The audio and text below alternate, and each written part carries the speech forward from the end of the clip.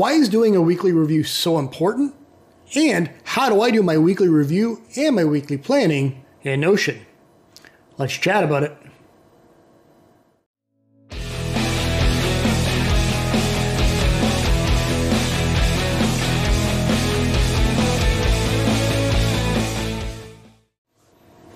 Hey everybody, and welcome back to the channel. My name is Nick Russell, and this week we're going to talk about weekly reviews. Not only weekly reviews, but how I do my weekly planning. Now, I know we touched on using the Productivity Pro digital planner in my Samsung Galaxy Z Fold 4, but I want to talk about doing my reviews and how that sets up my planning and why I use Notion for that. So to start, this video is going to be based a lot on Ali Abdaal's weekly planning method, and this is something that he has created a Google Doc for, and I have since transferred all of that into a Notion page, and that's how I do my weekly reviews. So what is a weekly review and why is that important? Well, it's exactly what it sounds like. A weekly review is a chance at the end of the week, whether that be at the end of the work week on a Friday or at the end of the week on a Sunday, where you go through and review your progress from the previous week and how to use that to get better going forward. So before we get into the weekly review, there's one important step that we can start at the beginning of the year that kind of helps us with our goals, our reviews, and our planning. And that is the yearly goal setting template that Ali Abdaal as well has created, and something that I started using this year. And I'm noticing a massive change in how I work towards my goals that I've set out and how I can see the progress grow each week. So let's talk about that yearly goal setting first and how you can do that throughout the year. But we'll talk about that and how that ties into the weekly reviews. So basically, the yearly goal setting is a pie chart. And in that pie chart, it's broken down into 3 major sections. And then in each of those sections, there's 3 categories. So you have 9 categories in total, with a 10th one off to the side as an extra one. But basically, the 3 major sections are the main focus, and that's kind of what we're going to use in our weekly reviews. But for this purpose, for the yearly goal setting, each of those sections and each of the categories in those sections are what you will kind of judge yourself on currently and then use that weekly to go forward. So, for example, the 3 sections are health, relationship, and wealth. Health, wealth, relationship. So that's the areas we're going to focus on each week when we set our goals, but we want to see where we're at first. So for example, in the wealth section, you've got career, you've got money, and you've got growth. So what you'll do in this PDF that I've provided in the comments below, or in the description below, is you will rate yourself from 1 to 10, 10 being the best, 1 being the worst. And if you want, you can color in each section to make it look a little bit better, but rate yourself from 1 to 10 on how you feel your growth is currently when it comes to your wealth. Then your money, so your money situation. If you are struggling with money and you need to find clients, you need to find a job, whatever the case may be, that's going to be a little bit lower. If you have a ton of clients, a great team, and you've got a lot of money coming in, obviously you're going to rate that a little bit higher. Then career. Where are you sitting at in your career right now? If you're a student, and that might be a little bit lower because you're maybe working part-time jobs as you get ready to start a career, or if you're late in the game, where are you at in your career? Do you want to grow? Do you want that next promotion? Or are you happy where you're at? So rate that from 1 to 10. Now, the second section is health. That is physical health, mental health, and your spiritual health. Now, I'm not a spiritual person personally, so I've left that blank. That's not something that I'm worried about right now, and it's not something I focus on. But my mental health, my physical health, definitely my physical health, having the dad bod that I do is a little bit lower than my mental health. So that's something that I could focus on and each week work towards a goal and getting better. For example, my goal is to walk 5K steps a day. So if I can walk 5 kilometers a day, that's kind of getting me to where I want to at the end of the year. And I'll focus on that in the weekly reviews. Now, lastly is relationships. And in relationships, there's romance.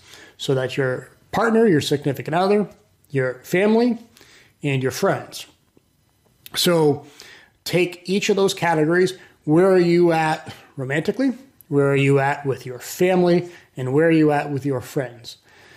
If you're an entrepreneur and you're working way too much and you're not seeing your friends as much as you would like to, that's something you would rate a little bit lower and something you could work towards blocking out time where you could actually get out for a pint, get out to watch a hockey game or whatever the case, even just out for a coffee in the middle of the day with another friend. So those are the categories that you will rate yourselves. And then that's how you set your goals for each of those categories at the start of the year, setting your goals to see how you can get better in all of those categories. Now, let's talk about how that ties in to the weekly review. So we're going to start off, and you could either open this up in a separate tab or print it out, whatever you feel comfortable with. But what are your top 3 goals of the year? And that goes down to health, wealth, and relationship. From there, each and every week, they can be similar, but I suggest actually writing it out, starting fresh. So, for example, if last week when I did my review was walk 5 kilometers a day, at least 5 out of the 7 days of the week, giving myself a little bit of a barrier. Because my goal is to lose a little weight, get a little healthier, and walking is a great way to do that. And maybe the next week I hit the 5 and maybe I walked 6 days. My next one will make sure I walk at least 3K a day, 5 days, and try 5K the other 2. So you're sticking with that goal, but you're changing it up a little bit. But in total, you're setting out a goal for each of those areas: your health, your wealth, and your relationship. And that's your first step. So now you're reviewing your yearly goals to set you up going forward. Now let's talk about the second question. Now, the second question is review your previous week's accomplishments. What were your wins in the previous week? Now, this is something that's so crucial because it sets you up in that right mindset, celebrating your wins and then taking that momentum and going forward into the next week. It gives you that positive frame of mind. So we're going to take I do the top 3, but if you have 10, 15 wins from the previous week, write those down, whether it be on a Google Doc or in the Notion page. There's tons of room to fill all that out and write down all of your wins for the previous week. So it could be, I got out for a coffee with a friend. I got out with my buddies and watched a hockey game over pints.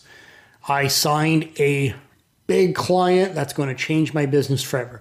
So it could be a huge win, could be a small win. That doesn't matter. As long as you're celebrating your wins and carrying that momentum into the next week.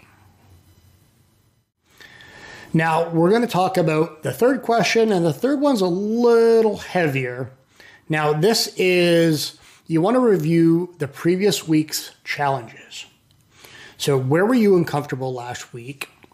Where did you not act in line with your intentions? And what were the hard challenges you had? So I had a fight with my significant other. I had a disagreement with a client and we didn't communicate properly. Whatever the case is, write down all of those challenges. So it gives you a chance to review not only the challenges you've had, but review how you handled those challenges and then how you can handle that if it happens again in the future so you can better yourself. So it's setting yourself up to learn from your mistakes and get better going forward. All right, this next question, the fourth question, is looking ahead at your next week. Now, it's written 2 weeks. I personally do a week at a time, but looking ahead at your next 2 weeks and see what's coming up. Do you need to create calendar blocks? Do you need to time block any major task, major appointment, major call, webinar, workshop, whatever the case may be? So take a look at your calendar and see what's coming up and take a look at your emails, whatever you use to generate these meetings, these calls, these appointments, and block them in your calendar. What tasks or projects are you working on that need to be blocked out in the calendar? So this is the time that we take to first write down in your weekly review and planner on Notion or Google Docs and write out what you have coming up next week. I have to film 2 YouTube videos and make 10 TikToks. Okay, that's something that I'm going to write down. It's something I have to do, and I'm going to put those in my calendar as time blocks. I have a weekly review workshop with Ollie Abdaal on Sunday at 10 a.m. I'm going to write that down and then time block that in my calendar. So whatever that is for you, whether it be the week ahead or for 2 weeks, make sure you write down all the projects, all of the tasks, meetings that you need, and then we'll time block that. Now we'll talk about why that's important in a second. But before we get to that, we're going to get to the last and final question. So lastly, the last question in the weekly review is take the top 3 outcomes for the week. So any 3 outcomes that will signify the week as being a successful week, write those down. So that kind of ties into Brian Tracy's Eat the Frog method for organizing your tasks throughout the day. So I do that in the Productivity Pro Digital Planner. You write down all of your tasks for the day, and then you take the top 3 tasks, and those are the biggest, the hardest tasks. And if those tasks are complete, no matter if I don't get to the rest of the task list, it was a successful day. So we'll do that for a week. What are the top 3 outcomes for the week? If you complete those 3 tasks, it's going to be a successful week for you. So that's what you jot down lastly. So all of that now, let's get into time blocking. So time blocking is an extremely useful method in staying productive. And it's something that I use two apps with. I use my Notion calendar, which is tied to my Google Calendar, and ToDoist. So with time blocking, it gives you a visual representation of your day or your week. So you can see your meetings, your tasks, your projects all laid out in a week view or a day view if that's what you prefer. And instead of having just a to-do list where you're checking tasks off and you find yourself, okay, I've got this task, then you get distracted by something. With a time block, you see your day laid out. Now, things come up, things change, emergencies happen. It's not set in stone, but it gives you a blueprint for your day and for your week to see where things are laid out. So at 8 in the morning till 9 in the morning, I have this. From 9 to 9:15, I block in a little break. From 9:15 to 10:30 is my next project. From 10:30 to 11, I have a little break. From 11 to 1, I have a meeting. and so on and so forth. So blocking in all of your tasks, your projects, and your meetings will help you see exactly what your week looks like, and then blocking in those times, because sitting at your desk all day long without any breaks is going to burn you out. So make sure you at least a 5-minute break in between your tasks, your projects, and your meetings, and that's going to help you go a long way. Now, for me, I use ToDoist to do this, and I do that for a couple reasons. ToDoist has a two-way sync with Google Calendar, so it will show your tasks that don't have times. You can hide that at the top, but it'll also show your time blocks. And to do that in ToDoist, it uses the natural language that we speak with to set a task. So when I'm doing my time blocking, I click a new task in ToDoist. I have a meeting at 8 a.m. on Monday, or on Monday at 8 a.m. for 1 hour, task this. And it'll actually block at 8 a.m. to 9 a.m. It'll block that section out. At 9 a.m. for 90 minutes, I have this task.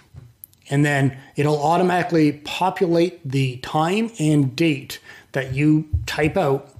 Monday at 9 a.m. for 90 minutes, it'll populate that hour-and-a-half block and put it into your Google Calendar. So it makes it so much easier.